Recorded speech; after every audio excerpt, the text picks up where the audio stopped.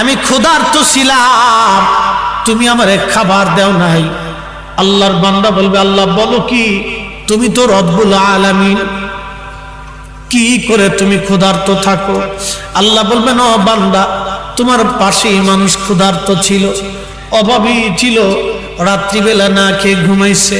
তুমি যদি সেই দিন আমার ক্ষুধার্ত বান্দার কাছে খাবার পৌঁছাইতা, সেই দিন আমি মালিকের খাবার খাওয়া হয়ে যাইতো। একবার জোরে বলা যাবে কি সুবহানাল্লাহ? বাজার, আমার দেশে বহু ধনী আছে, বহু ধনী, প্রত্যেক বছরে 2-3 বার করে মক্কা মদিনায় যায়।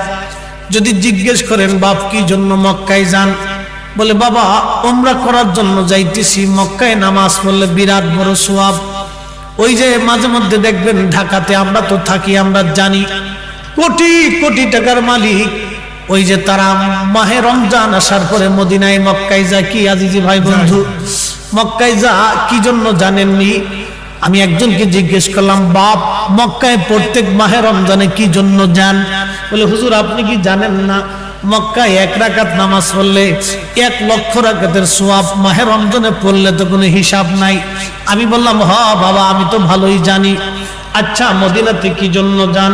বললো বাজান 1 রাকাত নামাজ পড়লে 50,000 রাকাতের সওয়াব হয়। আমি বললাম, হ্যাঁ বাবা কথা তো সত্য, মাহে রমজানে বিগয়রি হিসাব, এটার কোনো হিসাব নাই। আমি ডাক দিয়ে বললাম, বাজার কথা তো সঠিক, এই মক্কাতে নামাজ পড়লে 1 লক্ষ রাকাতের সওয়াব হয়, মদিনাতে 1 রাকাত পড়লে 50,000 রাকাতের সওয়াব হয়।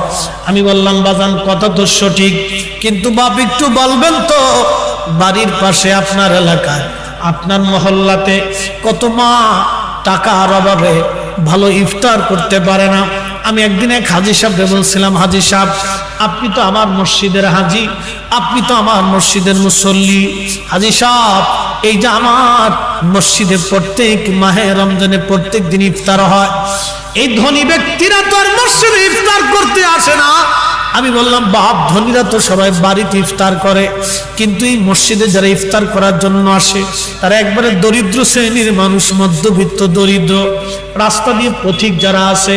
আবার অনেক সময় মসজিদে ইফতার করার জন্য বসে শহরে ঢাকাতে যারা অধিকাংশই মসজিদে যারা ইফতার করে, অধিক লোক দরিদ্র, রিক্সাওয়ালা, দিন মজুর, ভ্যানওয়ালা, সারাদিন রোজা রাখার পরে সে জানে মসজিদে গেলে ভালো একটা ইফতার হবে। আমি বললাম, হাজী সাহেব আপনি আল্লাহর ঘর তওয়াব করার জন্য যান নেকির আশায়, আল্লাহ পাওয়ার জন্য। হাজী সাহেব এই যে আমার গরিব মানুষ না খেয়ে থাকে, আপনি যদি প্রত্যেক দিনের জন্য ভালো একটা ইফতারের ব্যবস্থা করে যাইতেন, তাহলে আল্লাহ পাওয়ার জন্য মক্কায় দৌড়ানো লাগতো না। আপনি যদি গরিব মানুষের ঘরে খাবার দিয়ে আসতেন বাজান, আল্লাহ পাওয়ার জন্য মদিনায় দৌড়ান লাগতো না, নবী পাওয়ার জন্য মদিনায় যাওয়া লাগতো না।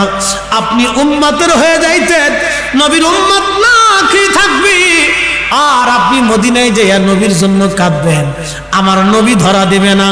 আল্লাহর বান্দা না খেয়ে থাকবে, আর আপনি কাবা শরীফের চারপাশে ঘুরে ঘুরে কাঁদবেন আর বলবেন আল্লাহ মাফ করে দাও।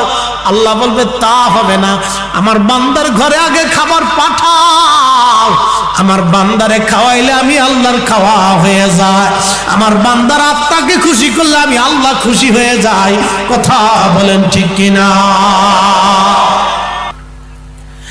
আল্লাহর বান্দা বলবে রব বলেন কি, আল্লাহ বলেন কি, আপনি তো রব্বুল আলামিন, আপনি কি করে অসুস্থ হন? আল্লাহ পাক বলবেন, বান্দারে আমার তোমার প্রতিবেশী অসুস্থ ছিল, তুমি যদি তার সেবা করাইতা, ওষুধ কিনে দিতা, আমি আল্লাহর সেই দিন সেবা করা হয়ে যাইতো রে বান্দা, আমি আল্লাহর সেই দিন সেবা করা হয়ে যাইতো। হা হা, আমরা বুঝি কয়জন এই হাদিস, মানি কয়জন এই হাদিস?